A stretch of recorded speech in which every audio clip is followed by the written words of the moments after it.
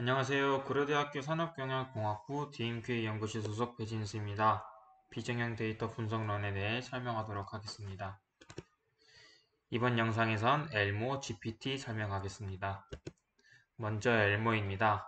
엘모는 Embeddings from Language Models의 약자로 단어를 임베딩 시키는 방법론 중 하나입니다. 이전 영상에서 설명드렸던 Fast Text, Skigram과 같이 랭귀지 모델이라고 하며, 왜 랭귀지 모델이냐면은 이전의 단어들을 토대로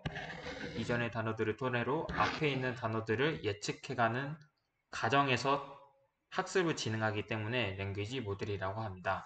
그래서 그림 예시를 보시면은 사전에 나왔던 세 가지 단어들을 통해 다음 단어가 어떤 단어가 나오게 될지 예측해가면서 엘모는 학습을 진행하게 됩니다.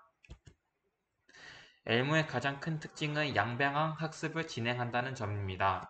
먼저 첫 번째로 K번째 토큰을 예측하는 과정에 있어서 K 이전의 토큰들을 활용해서 K번째 토큰에 대한 예측을 진행하는 학습과 K보다 앞선 단어들을 토대로 K번째 토큰에 대한 예측을 진행하는 역방향 학습 1번과 2번을 동시에 진행하는 게 양방향 학습이고, 엘모는 이 학습 특징이 가장 큰 특징입니다.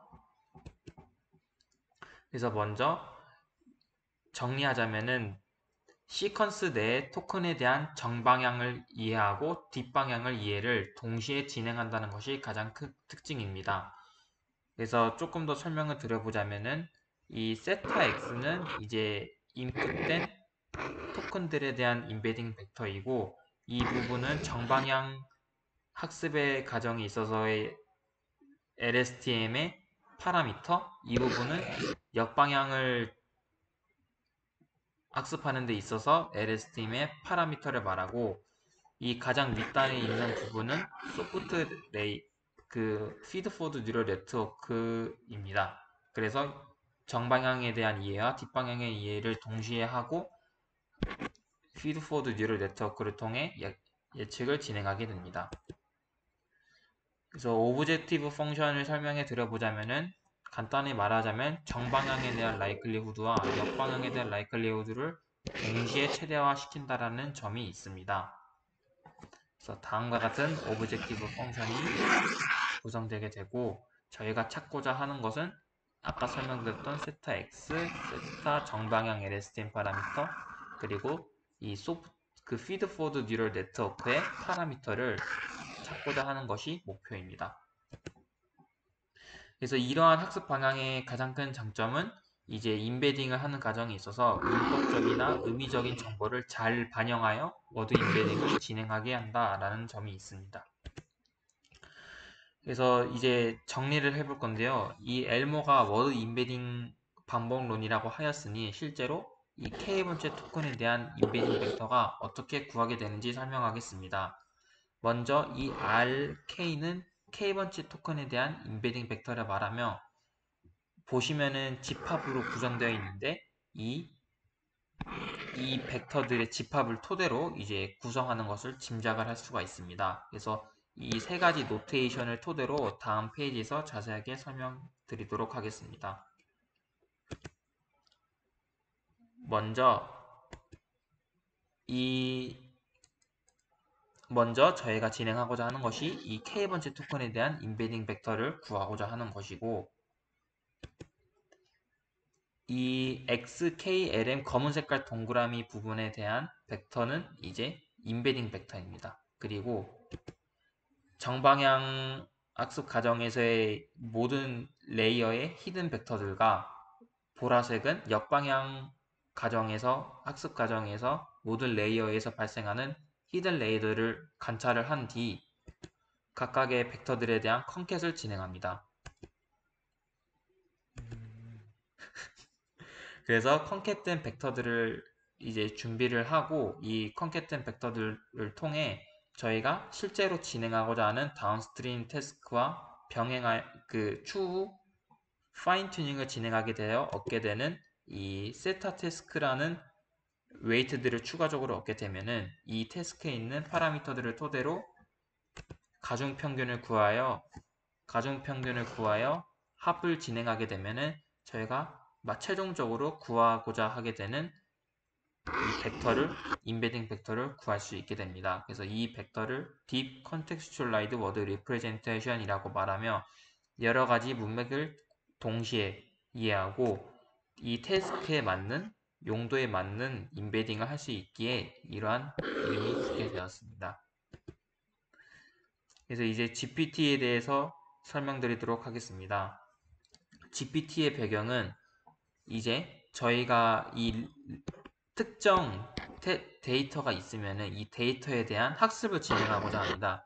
하지만 이제 추가적으로 저희가 실질적으로 이제 얼레이블된 데이터를 더 많이 보유할 수가 있습니다. 왜냐하면은 이 레이블된 데이터보다는 얼레이블 데이터가 훨씬 많은 장점이 있는데, 그래서 이러한 많은 데이터들을 토대로 먼저 사전에 학습을 구축한 뒤 실제로 이제 진행하고자 하는 특정 태스크 데이터를 추가적으로 활용하여 파인 튜닝을 진행하고자 하는 것이 이 GPT의 배경입니다.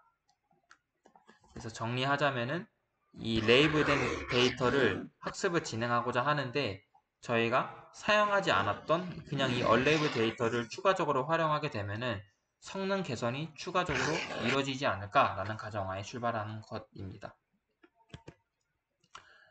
그래서 먼저 이 학습 목표가 어떻게 되냐면은 unsupervised corpus U가 주어졌을 때 다음과 같은 likelihood를 최대화하고자 하는 것이 목표이며 이 likelihood는 앞에서 설명드렸던 랭귀지 모델의 특성이 반영된 이전의 토큰들을 기반으로 하여 앞 토큰을 예측해가는 과정으로 학습을 진행하게 됩니다.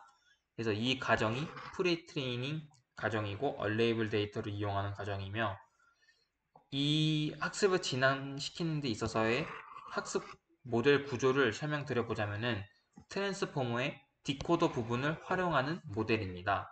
그래서 이전 영상에서 설명드렸던 워드 인베딩과 포지셔널 인코딩 벡터를 추가적으로 고려하여 H0를 만들게 되면은 이 H0 벡터가 이렇게 들어가게 되고 각각의 디코딩 블락을 추가적으로 타고 들어가게 됩니다. 그러면은 이 최종적으로 n번째 이 디코딩 블락에서 나오는 이 벡터들을 통해 최종적으로 이 PU에 대한 값을 구하게 됩니다. 그래서 이 PU 값을 토대로 오브젝티브 펑션을 구성하며 이 오브젝티브 펑션을 최대화시키고자 합니다. 마지막으로 GPT의 슈퍼바이즈드 파인 튜닝에 대해 설명하도록 하겠습니다. 아까 설명드렸던 대로 먼저 unlabeled 텍스트 데이터 U를 통해 이 L1U라는 오브젝티브 펑션을 최대화시켜 프리트레이닝을 진행합니다.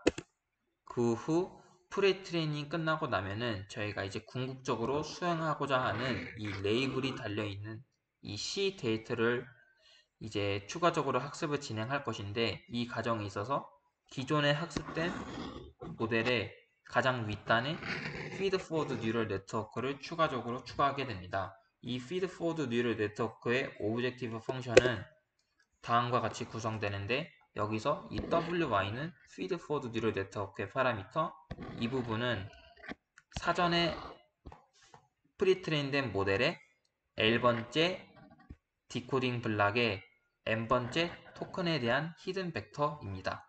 그래서 이 두 개를 곱해서 소프트 맥스를 취한 값을 새로 붙이게 된 feedforward neural network의 오브젝티브 펑션으로 지정하며 최종적으로 이제 파인 튜닝을 진행할 것인데 파인 튜닝 과정은 먼저 L3라는 이 오브젝티브 펑션을 최대화시킬 건데 이 레이블된 이 C 데이터셋을 이용하여 다음과 같이 오브젝티브 펑션을 구성하고 최적화를 진행하게 됩니다.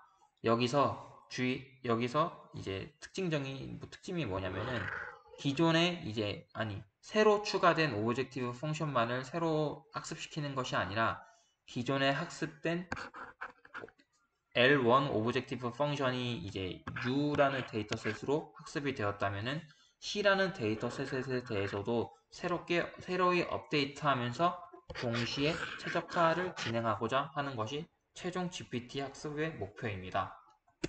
감사합니다.